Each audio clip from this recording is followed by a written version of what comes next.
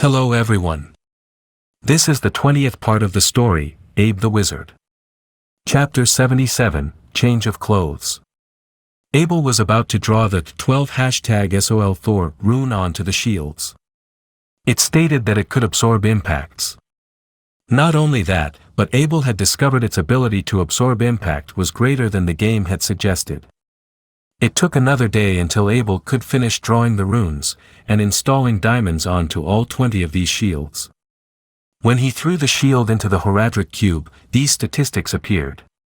Absorption round shield, normal. Defense, 5. Durability, 12 by 12. Absorb physical impact, -3.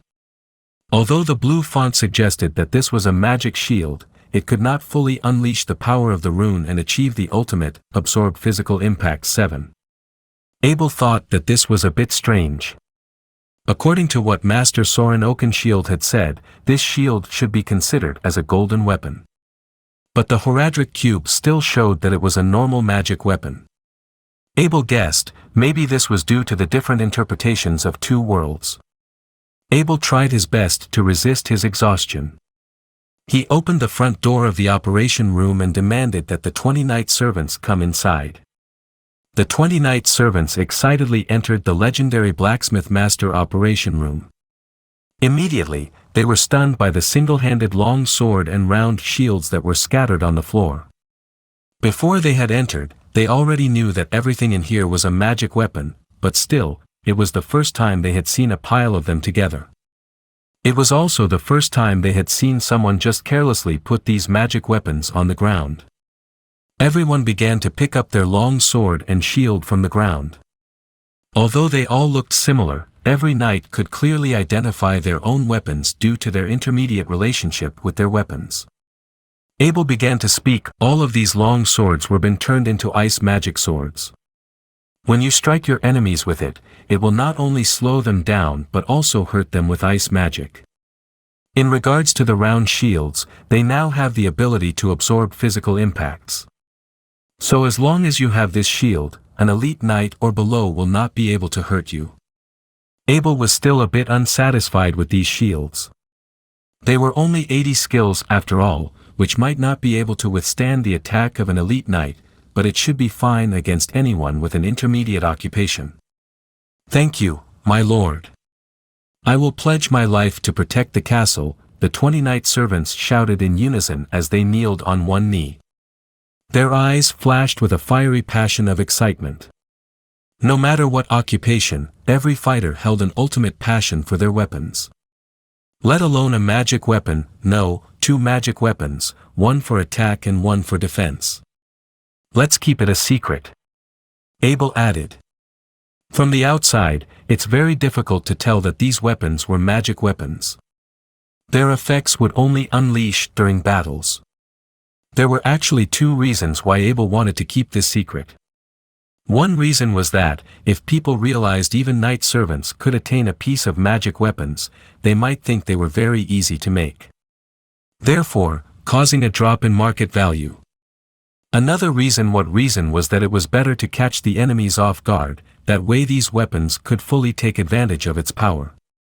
Abel let the 20 knight servants go back to defending the castle, while he went back to his room. Just like that, he rested for half a day. The intensive rune drawing session had drained almost all energy in his body. He had pushed his power of the will to the ultimate limit. When Abel had woken up again, it was already night time. Immediately, he went back to the operating room. There were still 3 exploding big swords and 1 super exploding big sword he needs to finish. He already had all the material required on the spot. There was around 10 big sword of 120 skills with gem holes, just casually lying on the ground. All he needed to do was to rank up the rune ink. After he converted a bunch of them into intermediate rank, he began rune drawing. The process was simple as always. As he was guiding the runes, he purposefully added some more random rune paths to it. He only installed the red gem in the last step.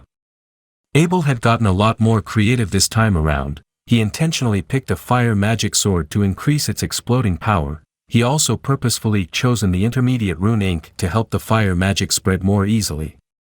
Most of all, he had chosen the 120 skills iron base because it could make the explosion more vicious. According to the experience he gained from assassinating Prince Wyatt, the previous version of his exploding big sword could already penetrate the defense of an elite knight. Therefore, after these upgrades of the better iron base, high-quality rune ink should be able to badly injure an elite knight, if not blow the life of them. Abel emptied his Horadric Cube. He took out the scroll of town portal and locked it in a box. He began guiding the exploding big sword with his power of the will, as soon as the sound of shattering glass began to appear. Abel quickly shoved the exploding big sword into the Horadric Cube. The Horadric Cube could freeze time, which allowed the big sword to maintain at a state before the massive explosion.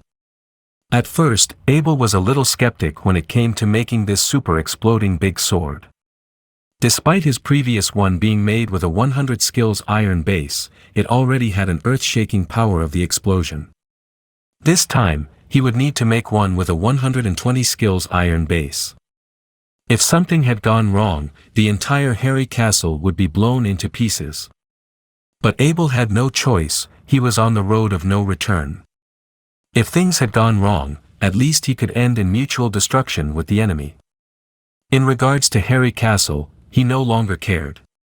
Abel clenched his teeth, he began to draw a fire rune onto a big sword of 120 skills.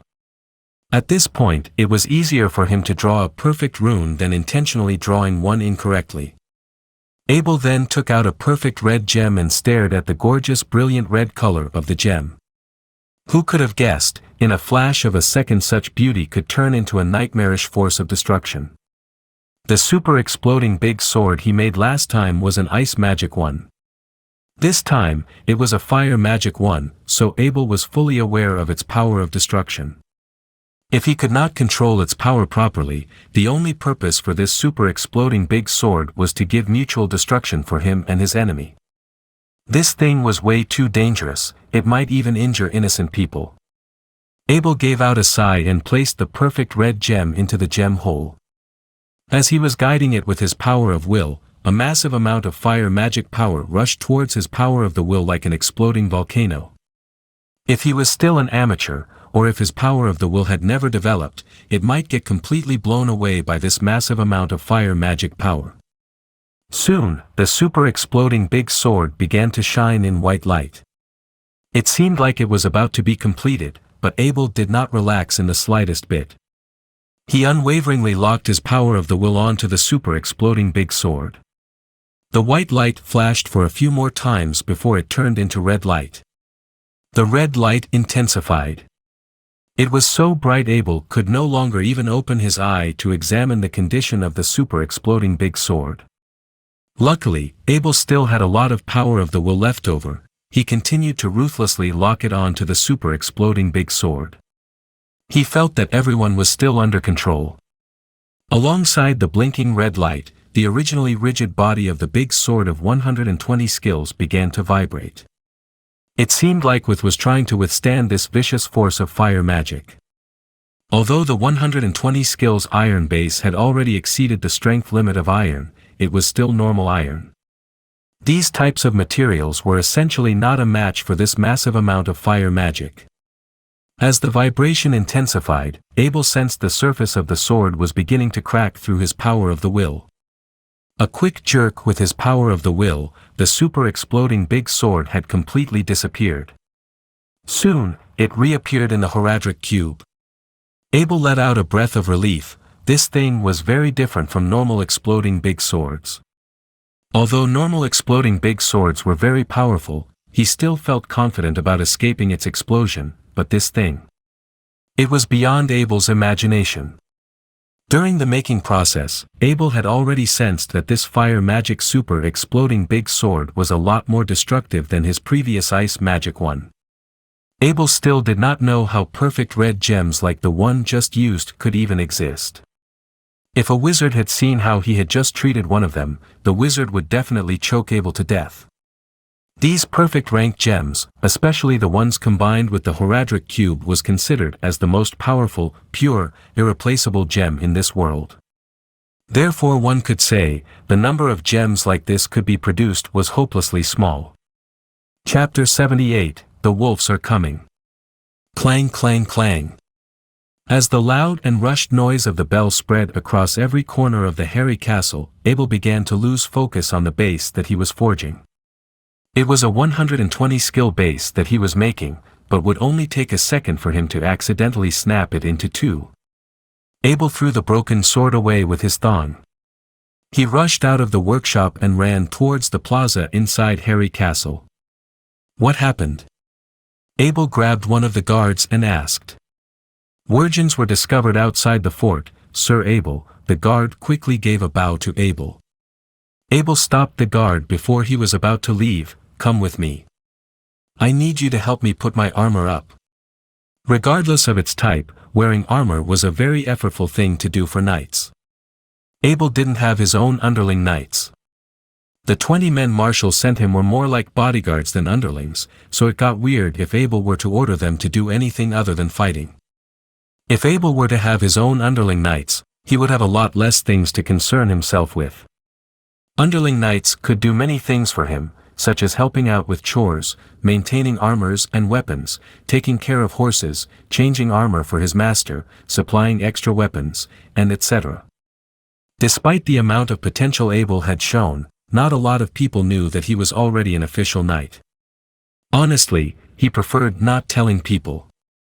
Most people who found out were pretty strong themselves, e.g. Dickens, and they knew how hard it was for Abel if they revealed his true powers. Abel was just a little over 170 centimeters in height. The blue armor he was wearing was a perfect fit for him. It was the right weight, too. It wasn't heavy enough to slow down his movements. Apart from his armor, Abel also had his ice magic sword on his back. In his right hand was a red-based shield with the unicorn crest on it. Lastly, he's held a 5-meter, 300-pound lance in his left hand. These were the equipment he was wielding when he was climbing the hairy castle wall. You've come, Abel, Lord Marshal greeted in his golden bull armor. For a man who had been waiting for a Worgen invasion for days, he seemed very relaxed at the moment. Any changes on the battlefield, Uncle Marshal? Abel asked. As calm as Lord Marshal seemed, his eyes were clearly strained with bloodshot. Besides, the golden bull armor takes a lot of time to wear. Maybe Marshall just hadn't taken it off for the past few days. Those Worgens are starting to gather up. Apparently, they want to assemble a unit powerful enough to play a game of cat and mouse with us. Marshall replied, then turned towards his men with loud laughter, so we are the mice, and these dogs want to be the cat. Fine, then, I say. We'll just knock their fangs out when that happens. In contrast to the serious atmosphere back then, the soldiers suddenly began to laugh out loudly. Abel knew Lord Marshal was trying to cheer them up. If these guards were too anxious about the upcoming battle, they wouldn't even perform half as good as they normally would. Where are the knight servants? Abel suddenly realized and asked. Shouldn't these men be inside the fort at a time like this? Oh, they are inside a secret tunnel outside the fort, Lord Marshal replied. These Worgens don't know what formations are, so when they all gather up, we'll teach them a lesson in military tactics. Lord Marshal seemed very confident about that. Out of the 5 high-ranked wolf riders that were already discovered, he was sure he could take 2 to 3 of them, with his 2 magic swords and the golden bull armor, of course. And, while not a lot of people knew how strong Abel was, Marshall could tell how strong he was by practicing with him very frequently. Not just that, Abel also crafted magic weapons for the 20 knight servants. He didn't forge the swords and round shields himself, per se, but the magic he enchanted on them was just as powerful as any other of his work. If Lord Marshal was to use an ordinary weapon, he couldn't even defeat any one of the knight servants with a magic weapon in hand. Any attacks would be futile against a shield that was strengthened with magic. After an attack was neutralized, the ice magic sword would slow its enemy down for an endless stream of consecutive attacks. There was nothing you could do once you've been caught by it. That being said, Lord Marshall wasn't planning to let these knight servants face the high-ranked wolf riders. He was very much in agreement with what Abel's saying. As strong as the magic on the round shields were, any powerful attack could easily destroy the material that they were built from. It took time to activate magic effects. When a weapon hit a shield, the shield had to be strong enough to take the hit before the magic runes started doing anything. Technically speaking, an 80-skill round shield was clearly flawed in their design. Still, a small unit of 20 knight servants could launch a very devastating sneak attack to those virgins, who were ignorant of the powers of magic weapons they had. The first strike would be the most deadly one. From Lord Marshall's point of view, instead of having the knight servants inside the castle for defense and no offense, he would much rather use this firepower for a surprise attack on the battlefront. About 100 meters outside Harry Castle, more and more wolf riders were starting to gather up. Eventually, they stopped appearing on the battlefield. 5 high-ranked wolf riders, 50 intermediate wolf riders, and 100 beginner wolf riders. They are going big, aren't they? Lord Marshall exclaimed. It was noon now. Instead of choosing nighttime, which would have given them a lot more advantages, these prideful virgins chose to attack Harry Castle in the middle of the day. Don't worry about them if there isn't a commander, Abel commented. After seeing those wolf riders himself, he started feeling a lot less anxious. These wolf riders from the wolf family were very easy to recognize. 5 of the high-ranked wolf riders were wearing steel armor plates, and 50 of the intermediate wolf riders were wearing leather armor plates. The 100 low-ranked wolf riders were not wearing any protection on them at all, which reflected how much shortage the Orc Empire was in for armors. In the human world, every official knight would be granted his own armor, weapons, and other gear accordingly. All of the wolf riders had long spears as their weapons.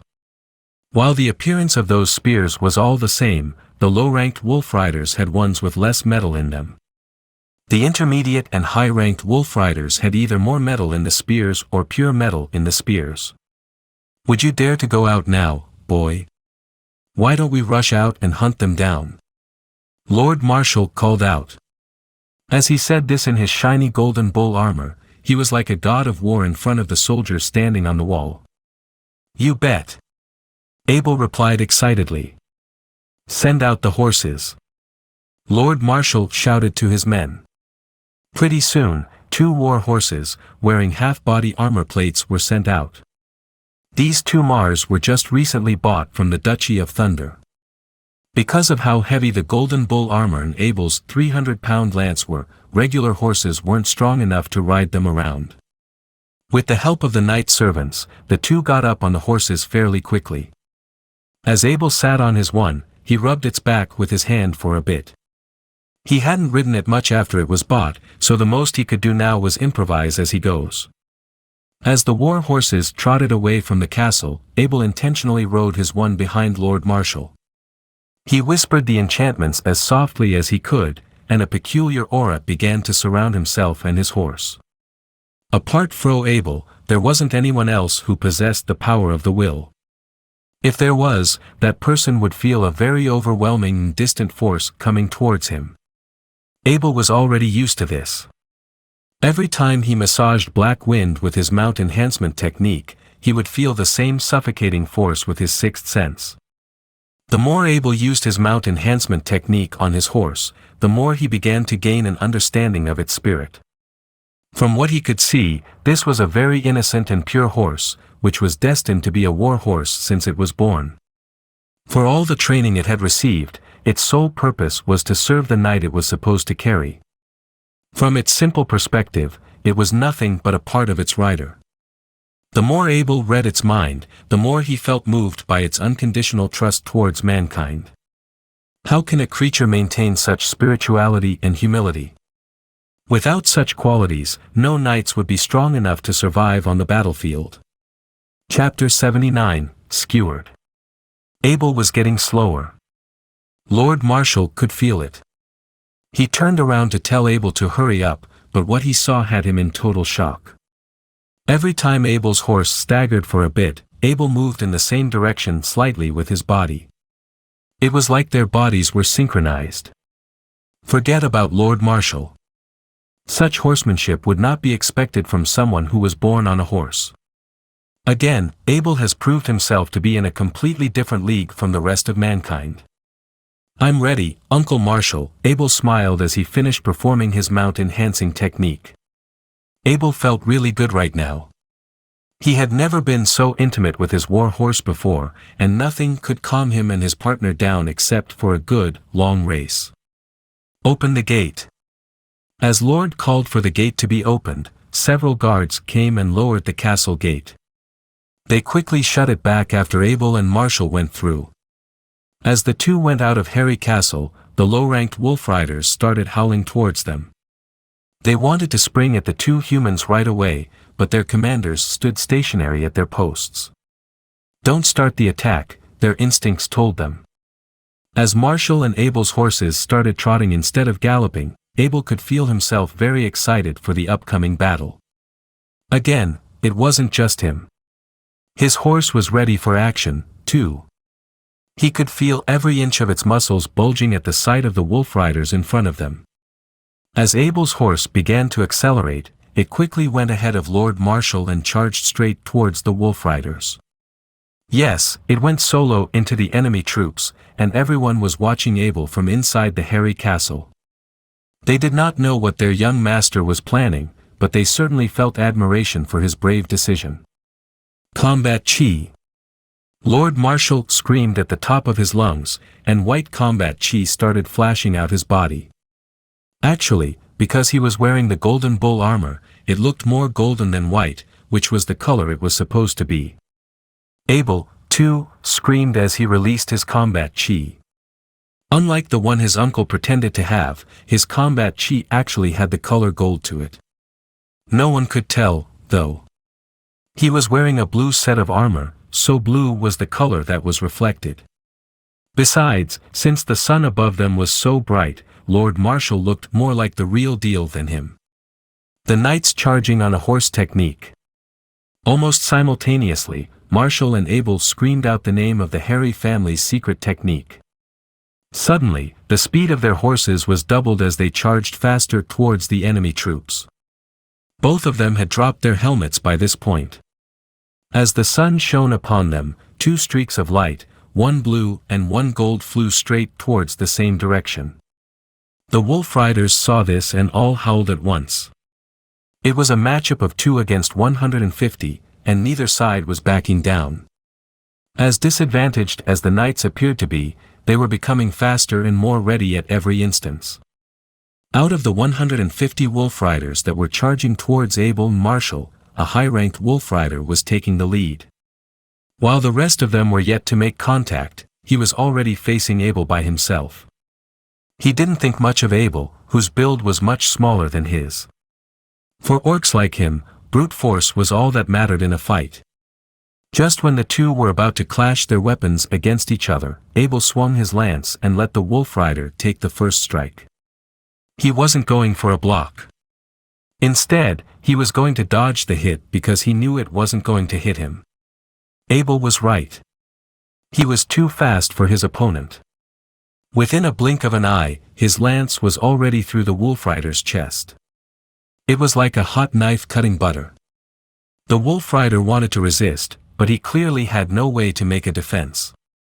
Abel's lance was not a regular wooden one.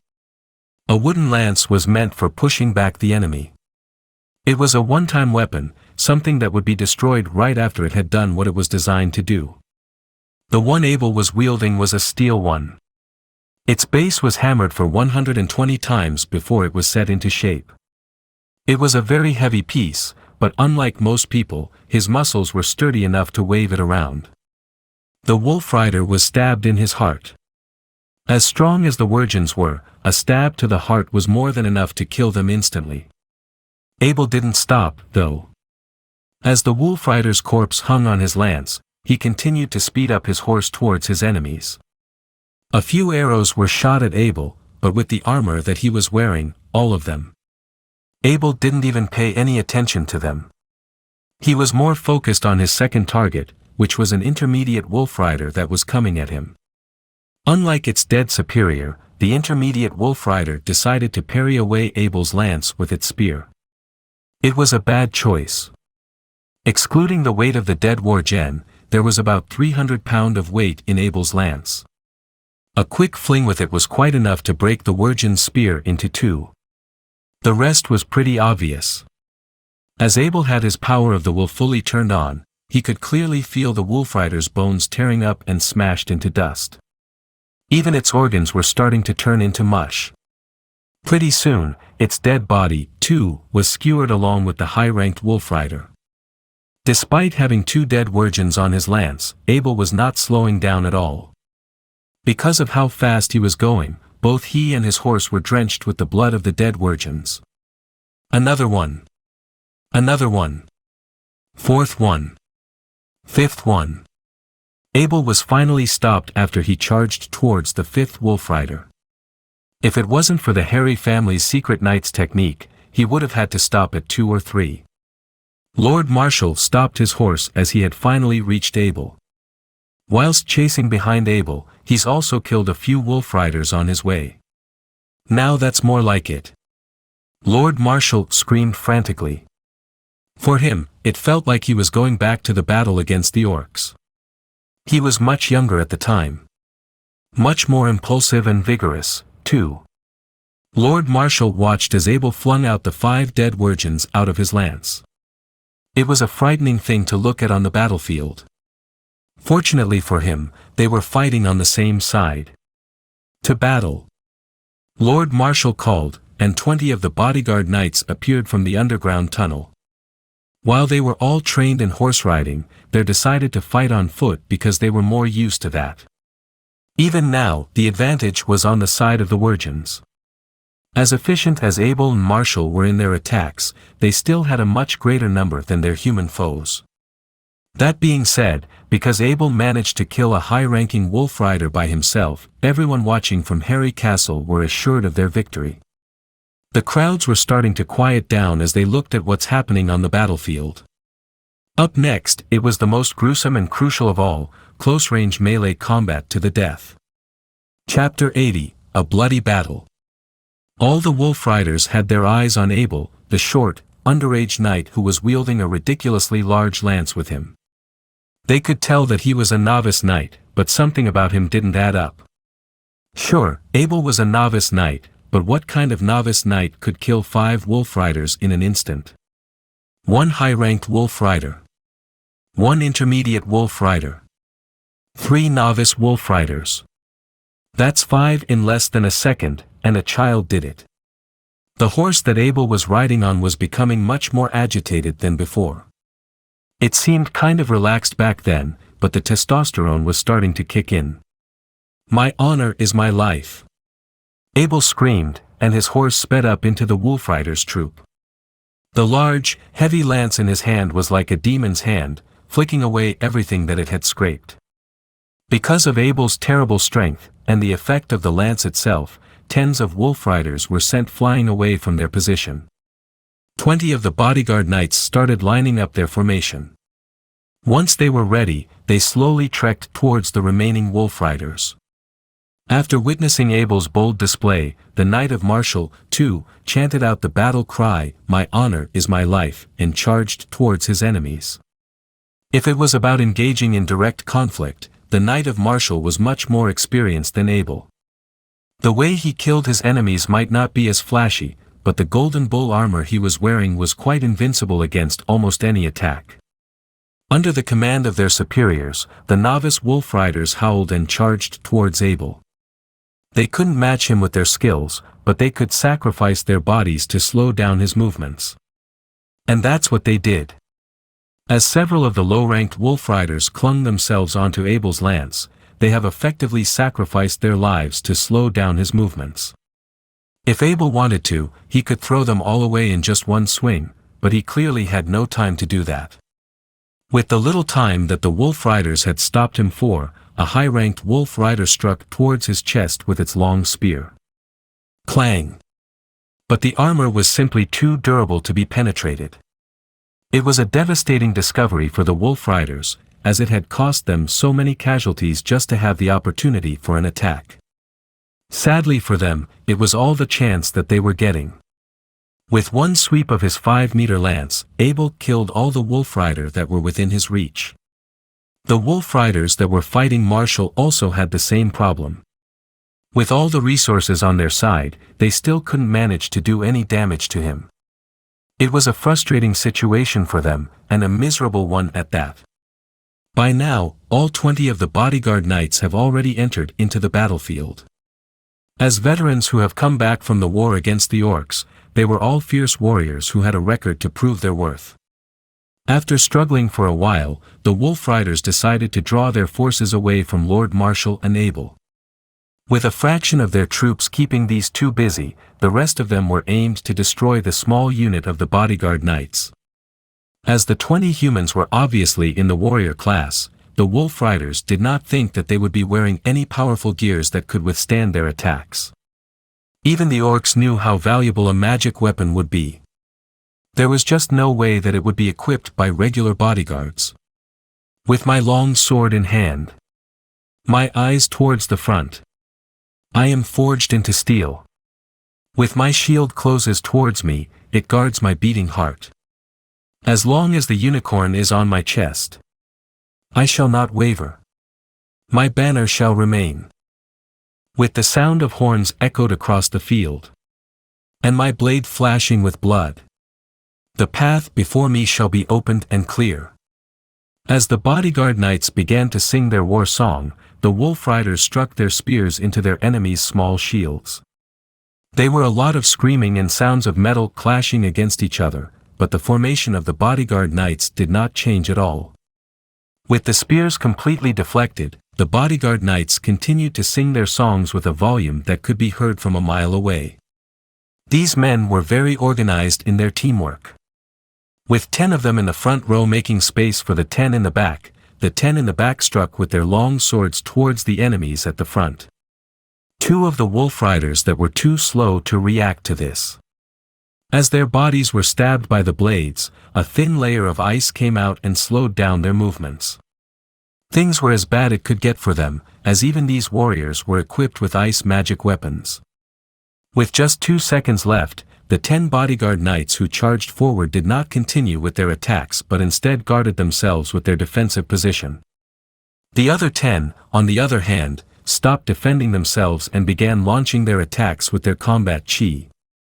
Within a blink of an eye, 2 of the Wolf Riders were shot in the head and died immediately. After the bodyguard knights finished their attack, they returned to their defending position and started recharging their combat chi, and the other 10 began to launch their own attack. Wave after wave, they pressed onto their enemies like an unending flood. If it weren't for the magic equipment they were wearing, such formation would be very risky against the powerful Wolf Riders. Like knights, warriors were a very legitimate class to be in. That being said, however, they did not engage in the same kind of systematic training as the knights when it comes to practicing their combat chi. While knights fed themselves with large amounts of food since when they were young, warriors had to rely on regular food to maintain their bodies. The resulting combat chi would be very different for the two classes. While warriors were very explosive in their release, they could not maintain their chi for too much time, and often had to wait for their internal energy to be recharged.